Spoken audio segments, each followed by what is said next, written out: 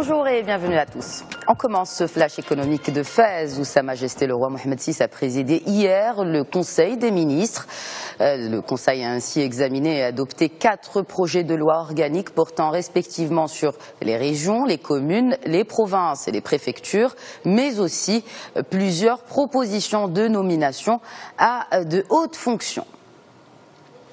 Et c'est ainsi que, conformément à l'article 49 de la Constitution et sur proposition du chef du gouvernement ainsi que celle du ministre de l'économie et des finances, Sa Majesté le roi a nommé Abdelatif Zarnoun au poste de directeur général de la Caisse de dépôt et de gestion.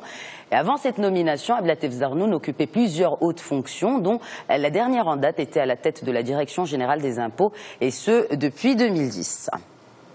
La 3e édition du Forum Afrique Développement se tiendra les 19 et 20 février prochains à Casablanca.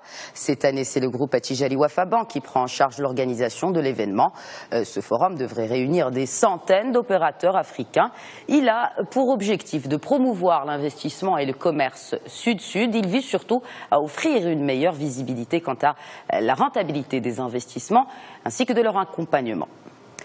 Télécom, ça ne capte pas très bien. La qualité du réseau chez les 3 opérateurs marocains s'est détériorée.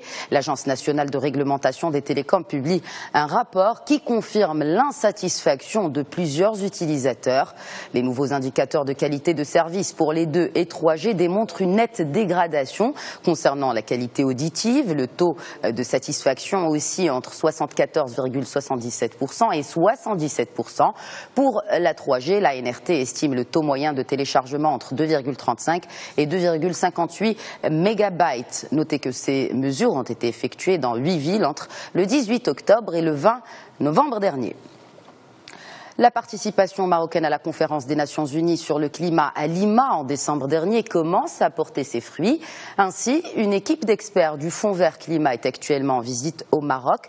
But de cette visite, discuter des modalités d'appui du fonds dans le royaume. Le Maroc peut en effet bénéficier d'un don pouvant aller jusqu'à 100 millions de dollars pour financer des projets écologiques. La commission du fonds fournira différents outils techniques aux agences nationales spécialisées et qui seront proposés pour un accès direct à ce financement.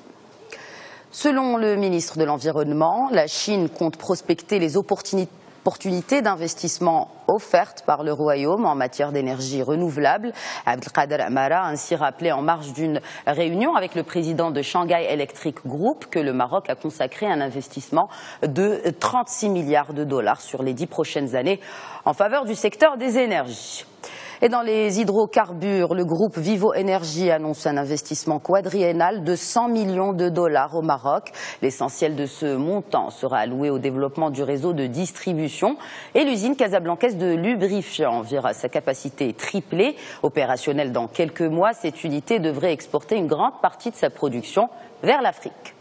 Et dans le même secteur, et en Algérie cette fois, selon l'agence de presse APS, dans le sillage de la controverse autour du gaz de schiste, son exploitation ne serait pas encore à l'ordre du jour. L'agence cite le président algérien.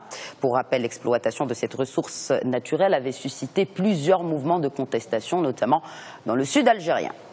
Et la chute du pétrole met en péril plusieurs projets d'infrastructures dans le pays. Le ministre algérien Marhoul a concédé que 8 projets de tram sur 14 seront reportés jusqu'à l'année ou les 2 années à venir. Les 6 projets maintenus concernent les villes de Stif, Moustaranem, Bel Abbas, Ouragla, Batna et Annaba.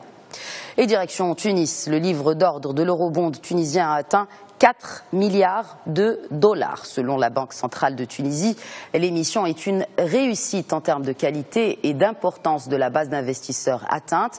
Les ordres ont été exprimés par plus de 270 investisseurs dans le monde.